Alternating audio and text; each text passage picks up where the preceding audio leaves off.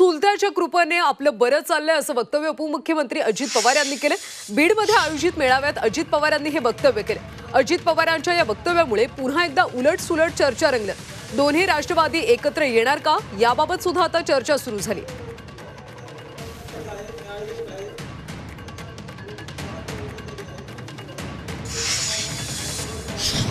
धर्म धर्म सहयोगाने आई बापाच्या कृपेने चुलत्याच्या कृपेने बरंच चाललंय।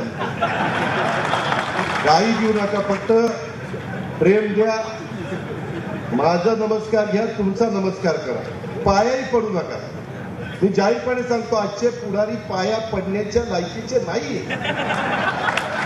ज्याच्या पाया पडतात त्याची हिस्ट्री आठवा। अरे म्हणाल मी कुणाच्या पाया पडलो, कुणाच्या पाया पडलो। आई बापाच्या पाया पडा ना, गुरूंच्या पाया पडा।